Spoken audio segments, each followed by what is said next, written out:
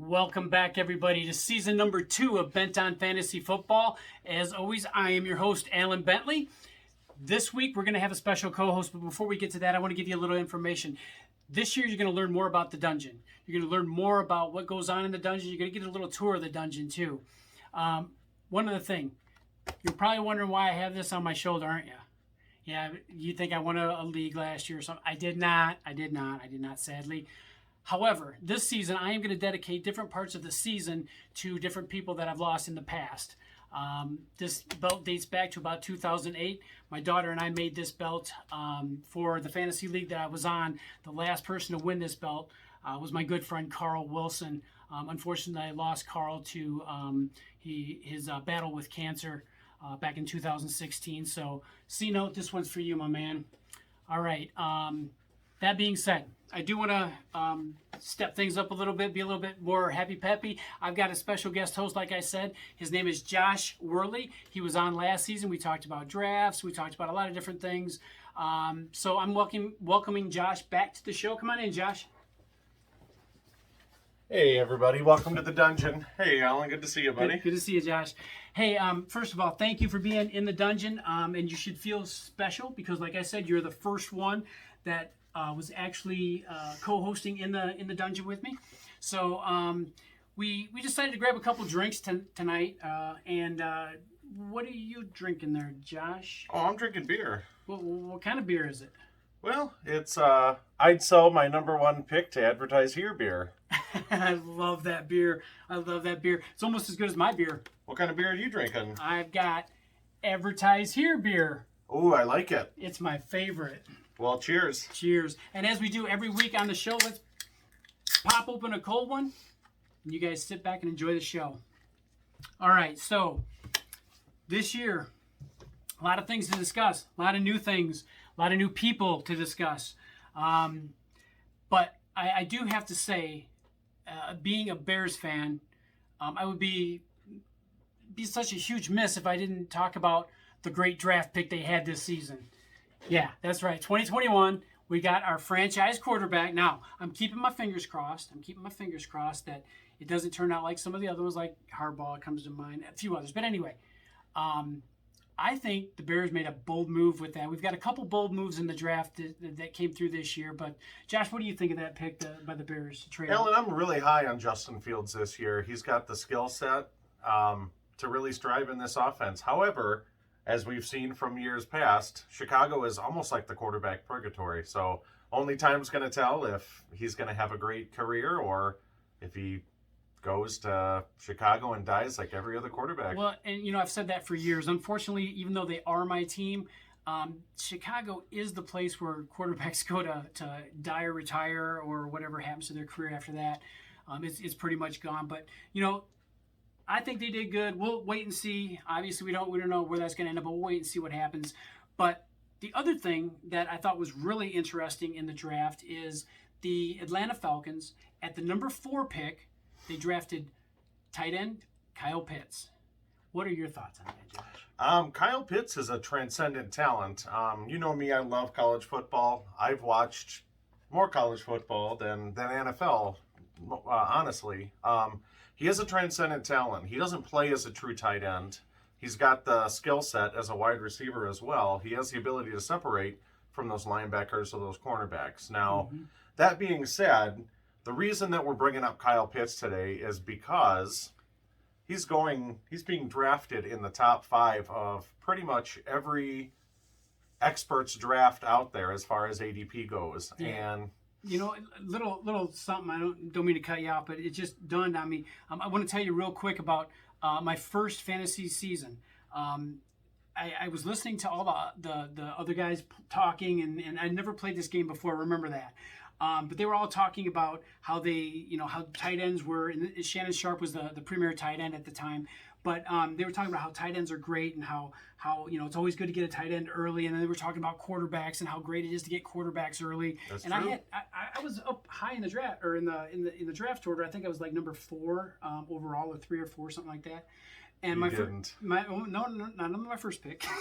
my very first pick was Randall Cunningham, and then my next pick after that was Shannon Sharp, and then my next pick after that was a backup quarterback. So I was listening to all the wrong things the whole time, but it's just a little funny thing came up in my head as you were talking. Just be lucky you weren't in the tattoo league back then. Yeah, so. right. Anyway, so I'm sorry. Can you go on about Kyle? So Kyle Pitts, he's going to be one of the main focuses on our show today, and the big reason is because of the hype surrounding him. Now, this year's 2021 rookie class, there's a handful of rookies that come with great hype and for good reason. Mm-hmm. However, Kyle Pitts really kind of sticks out with us. Alan and I were discussing, and throughout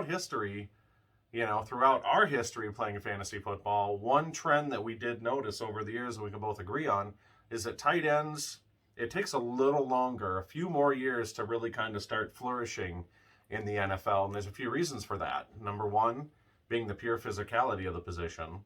You're not playing against SEC cornerbacks and SEC linebackers anymore. Yeah. And the second part is the scarcity of the position. Yeah, absolutely. Yeah, I mean, you may have 10, 12, 15 wide receivers come into the league every year. You may have 1 or 2 decent tight ends. Yep. But The other thing, too, that they talk about, too, is the speed of the game.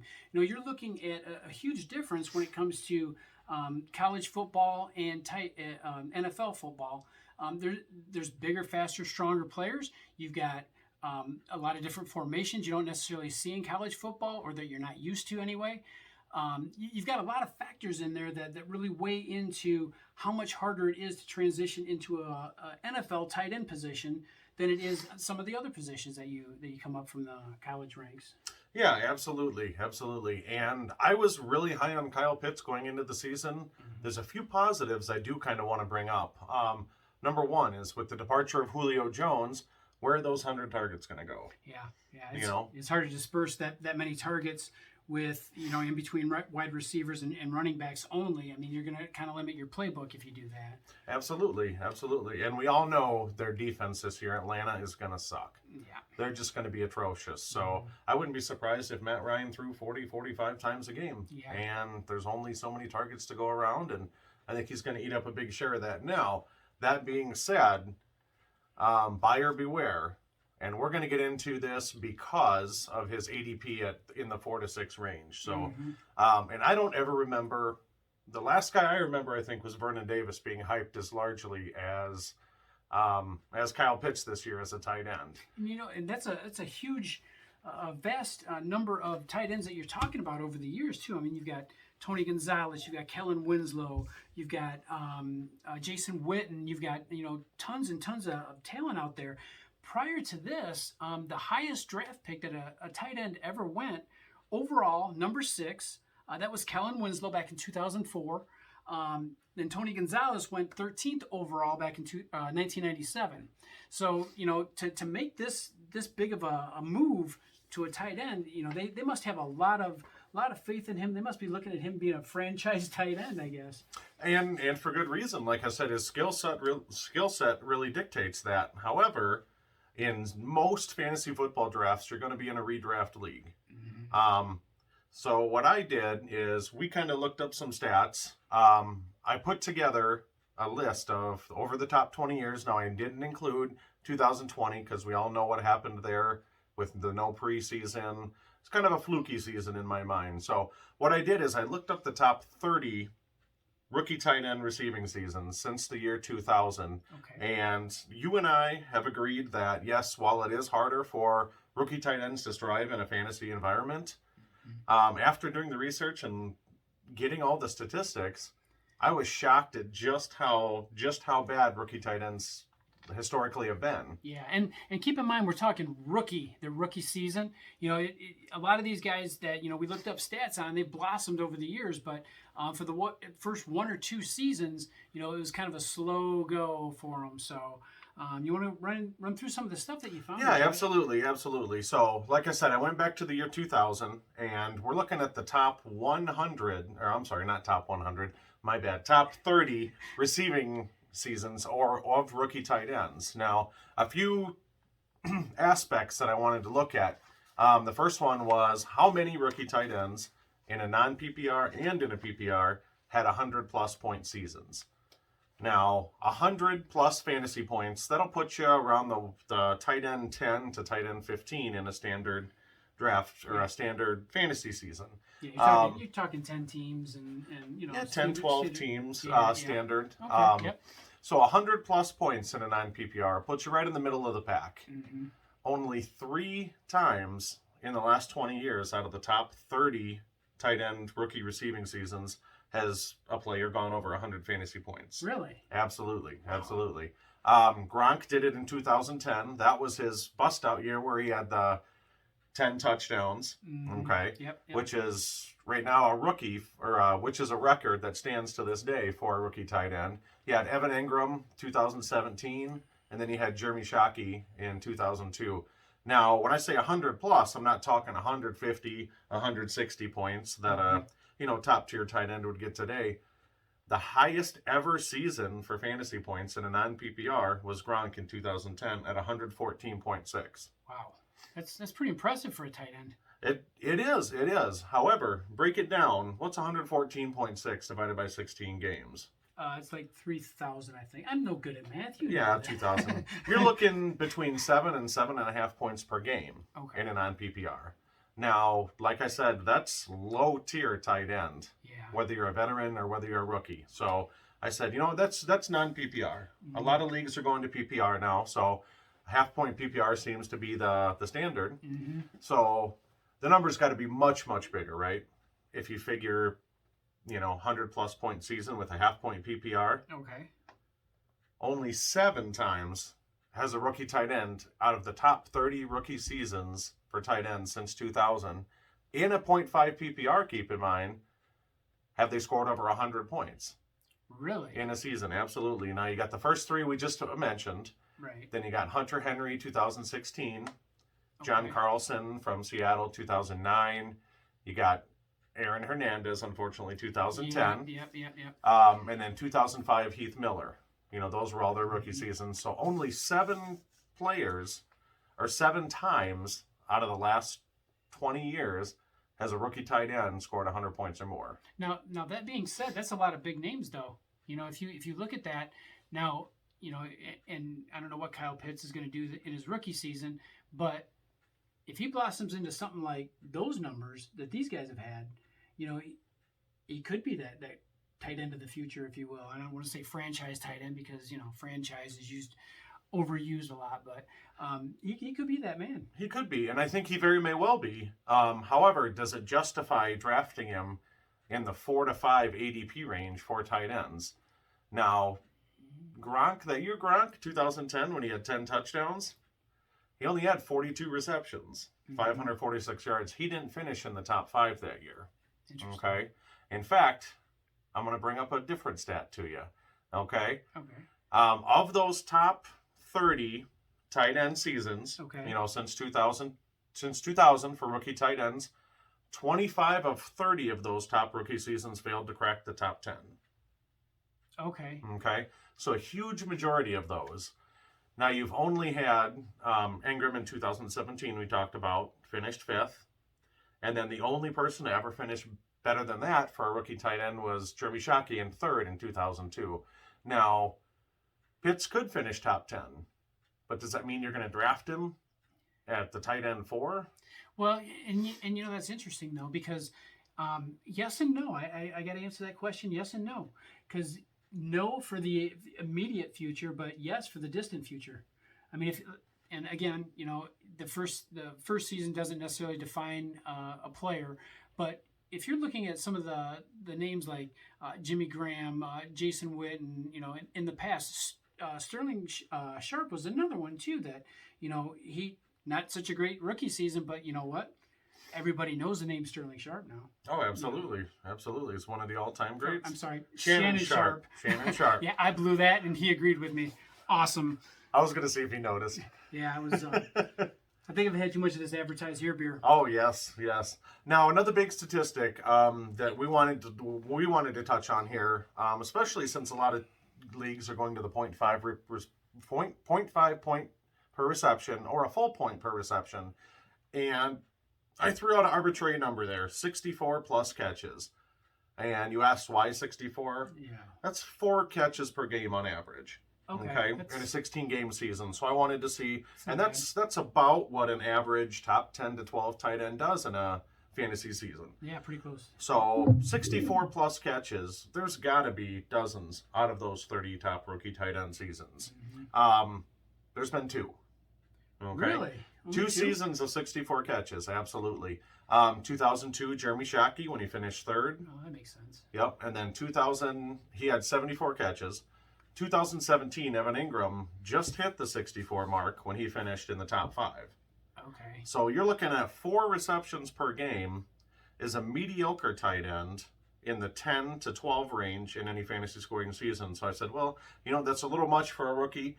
I'm going to take it down to 50 plus catches. That number has got to go up, don't you think? You would think so, yeah. Yeah, I mean, I figured there'd be at least 15, 20. Mm-hmm. There's been 3. Wow. 3 seasons out of the top 30 rookie tight end seasons that had 50 or more catches. You had those 2, Shockey, Ingram. The only other one in 2009 was John Carlson, who had 55 catches.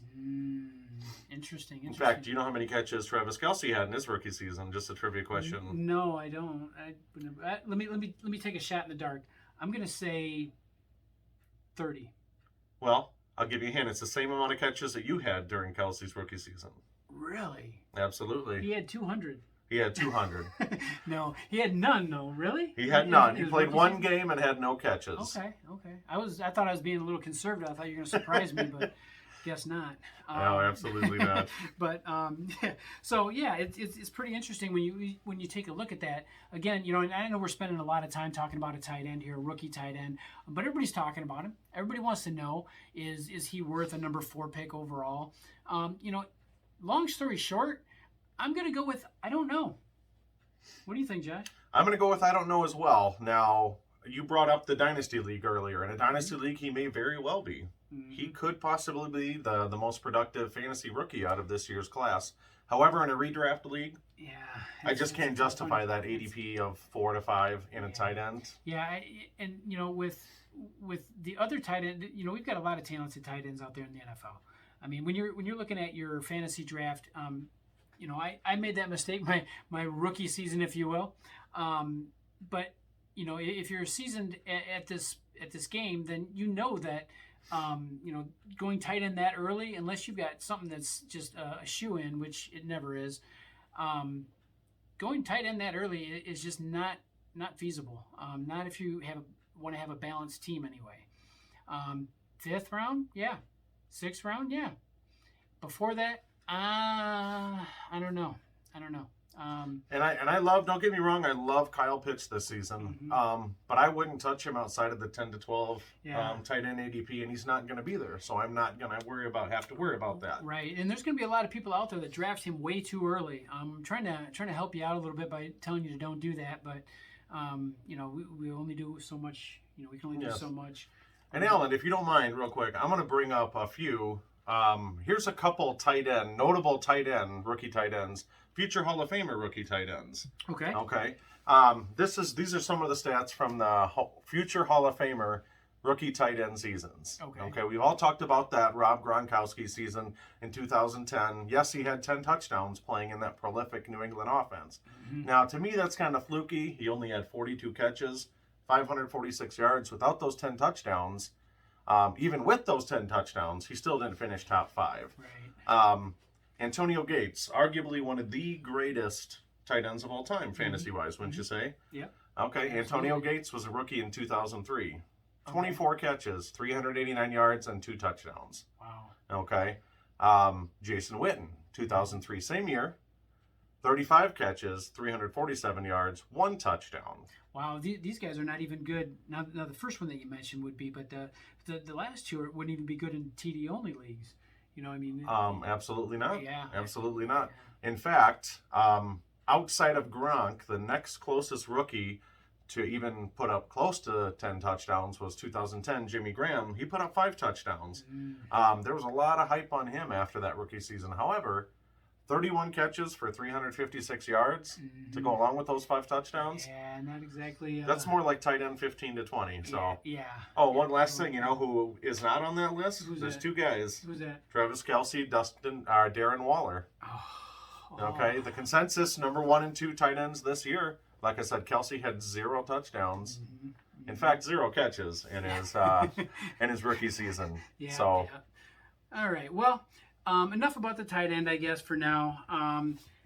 We'll have to kind of just wait and see what we're gonna what's gonna perspire. What's gonna transpire? You're perspiring. I'm perspiring. I am. Boy, it's hot in here. But anyway, we're gonna have to see what happens. We'll find out, where Kyle Pitts ends up at the end of the season. But we'll monitor his progress throughout the season. But I do want to touch base on something else though before we close out today. Is that we if you'll notice, we're both wearing the Bent on Fantasy Football T-shirts. These are really cool shirts to have, and we're going to have them available for you again this year. Again, I'm going to have more information for you next week on the website and how to get to it, and you'll be able to see these and the colors and all that different stuff. So, and yes, we do have the large and small font. I'm not a giant compared to Alan. Right. I'm not sitting closer to the screen than Alan is. This was the very first one that was ever done right here, and that's the one that we did right. So we're gonna have them all looking like this, and you can see mine's a little bit more faded than his is too, because I wear mine like all the time when I'm out in public. But so if you ever see me out in public and I'm not wearing this, stop me and say, hey, you're not wearing your Bent on Fantasy Football shirt. Why? And pull me on it. So, but when it comes to these shirts, we've got a lot of cool things that we want to do with them this year. But we did have some problems at the beginning trying to work with this huge manufacturer that we have to get these shirts to you guys. We also had some problems this year with getting the right manufacturer and making sure we got the right product to you guys in a timely fashion. We are gonna do some things to rectify that. We also had some issues with distribution. So if we can figure things out and kind of find the root cause of why we had the distribution issues, we can get it taken care of. And I think I have a good way of doing that. And I think it would be pretty quick. We should be able to have that all taken care of. But I will say that once it's all said and done, we will be able to have a good relationship with our distributor. And I know that for you folks on the podcast, you're probably wondering, like, that show just went totally weird. But the full effect of Bent on Fantasy Football is not just listening to a podcast. The full effect of Bent on Fantasy Football is the video too. So go to YouTube and search for Bent on Fantasy Football. You'll find this video there, and you'll kind of get the rest of that message that we were just sending. It sounded kind of cryptic, and I know it sounded kind of weird the way it came out. But anyway, I do want to thank Josh for being on the show today, and we're gonna have you back. You're gonna be back. He'll be back probably next week. We're gonna come back on the same time or same day next week, and I'll have Josh on here. We'll talk, and we'll see if we can't make him a regular fixture on here all the time. So yeah, and there is one segment we wanted to start here on the Bent on Fantasy Football show. Keeping me honest. Keeping him honest. We're gonna do every week. It's called Bent Predictions. Yes. It's like bold predictions, but going with the theme of Bent on Fantasy Football. Each of us are going to throw out a bent prediction. Yep. Maybe a little risky, may go against the grain, but we're going to end the show with our bent predictions. And I'll go first. All right, awesome. What's your bent prediction this week? My bent prediction this year. So, like we said, there is a really, really hot high hopes for this 2021 rookie class. My bet prediction is that Michael Carter, New York Jets running back out of the University of North Carolina, is going to finish in the top 12 running backs this Top season 12. in fantasy All right. football. I'm writing Top that down. 12, you can put it in the bank. Yes, the Jets are going to be horrible. They have improved that offensive line. But if you look at that running back core, right now he's listed as third on the depth chart. Behind who? Tevin Coleman and LaMichael Pirine as the starter. I just don't see it happening. Yeah. Tevin Coleman's had his shot. He really didn't strive besides that 1 year in Atlanta. But Michael Carter this year, out of the University of North Carolina, rookie New York Jets running back, will finish in the top 12. That is my bent prediction. All right. Well, I'll go with my bent prediction in a minute. But on that note, we'll see what that offense can give him. Well, I don't know. You may be right. I may be wrong. I don't know. But we'll see. Probably not a lot, but I'm relying on Michael Carter's skill set and his pure level of talent to make that happen. And speaking of pure level of talent, we come to my bent prediction. Pure level of talent in Chicago is going to end up higher than the Green Bay Packers. Oh, yeah, come on, Packer fans. I want to hear about it. I know, y'all love me. But my prediction is the Bears end up higher in the division than the Packers. Now, they could end up fourth and third, but the Bears will be third. They could end up third and second, but the Bears will be second. They're going to end up above the Packers. That's my bold prediction. Notice how he was quick to write mine down before I even start. Hardly before after I started talking, and he hasn't even written his down yet. So that's how confident he is. And I'll tell you right now, if that doesn't come true, if my bent prediction does not come true, then I'm deleting this part of the video moving forward. You will never see this. It'll be deleted forever, so you'll never see that. But anyway, thanks again, Josh, for coming on the show. I really do appreciate Alan, having you my here. pleasure. All And right. thanks everybody for watching Get Bent on Fantasy Football. All right, thanks, Josh. All right, fantastic. So I do want to touch base on what we're going to do next week. I'm going to keep it brief for you.